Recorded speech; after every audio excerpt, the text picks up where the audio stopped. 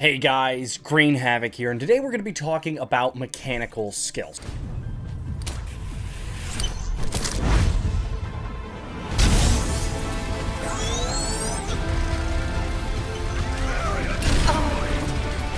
Sniper!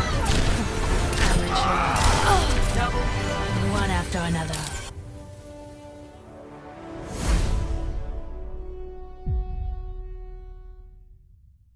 Mechanics really get broken down into, well, two different categories for this video. And we're going to talk about the two different categories as in-game and out-of-game. So your personal hardware, your personal setup versus the in-game physics, if you will.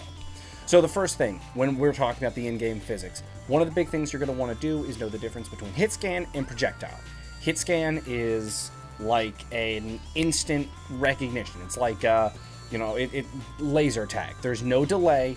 It hits immediately. The second you click on the mouse, it's going to hit on screen where you're looking, assuming that there's no randomness to the projectile. But the speed in which it hits once it's clicked.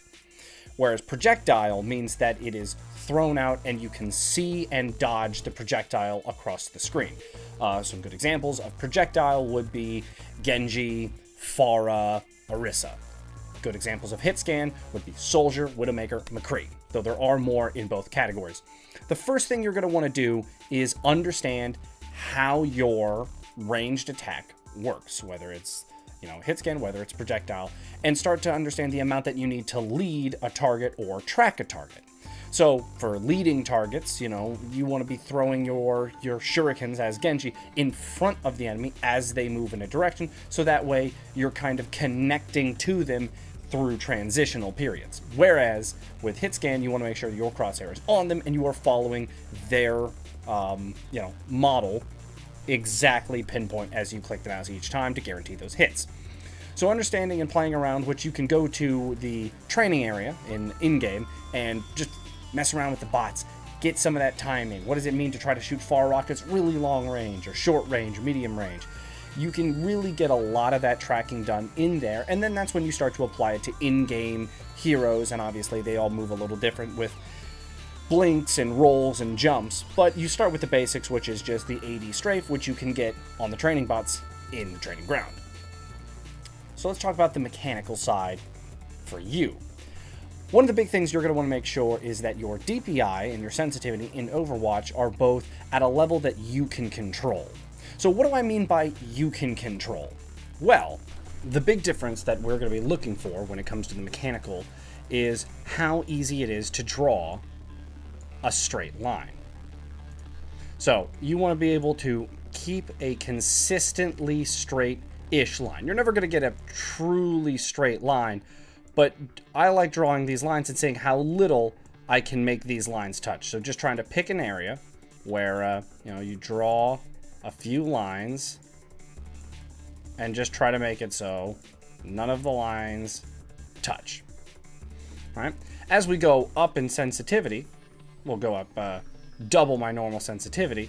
Drawing the line starts to become a little harder for me as I'm not used to the sensitivity. Ultimately, I do play on the sensitivity a little bit, but not that much. So you want to make sure that you can keep a consistently straight line going. Let's jump it up to the silly. Oh boy, already. So 1, 2, 3, 4. Come on, one more. 5. Oh boy.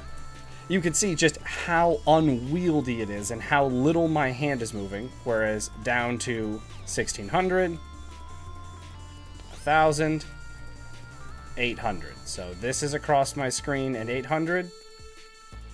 This is across my screen at 16,000, 1600,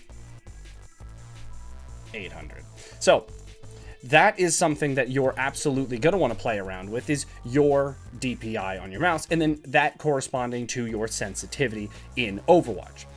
If you've heard the term EDPI, that just means your DPI times the sensitivity in game. So as an example, for me personally, I use 800 DPI with a 2.5 sensitivity, which means my EDPI is 1,600, 2,000. So that's how you figure out your EDPI, your in-game sensitivity is, or your DPI is timed by your in-game sensitivity. Moving on. All right, so next is your keyboard. So some people like to keep their keyboard nice and straight. This is fine. There's not a real problem with it. It's a little bit pinky intensive, but you know, all of your keys are still in range. Some players, however, like to move their keyboard mouse side tilt to varying degrees depending on their own preference. This allows the ring finger to be closer to the caps lock shift, and it allows the pinky to control a little easier. Spacebar, still the thumb, but you see how the general tilt works. My personal favorite is I actually tilt away from the mouse side, and so that way I'm here. It's a similar style, but it's more dependent on the pinky, and I personally prefer using my pinky over my ring finger, so that's why I like the outward tilt.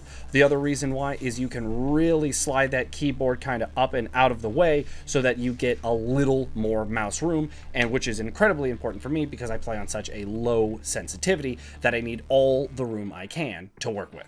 Alrighty guys, I hope everyone learned something from this video. So head to that training ground. Work on tracking with those hit scans. Learn to lead those targets with your projectiles. Learn those speeds. Get yourself comfortable with them. We're going to be talking more about mechanics in Mechanics 2 coming up relatively soon. But for now, get that DPI sorted out. Get that in-game sensitivity sorted out. Play around with your keyboard and your mouse setup. What do you like? What don't you like? It's a bit of a preference. There are tons of players with differing opinions. Here's a few of them that you could take a look at, and they do really range, so it is a personal preference. However, guys, this is the end of this video. I hope you found it both fun and educational, and until the next video, guys, I will see you on the ladder.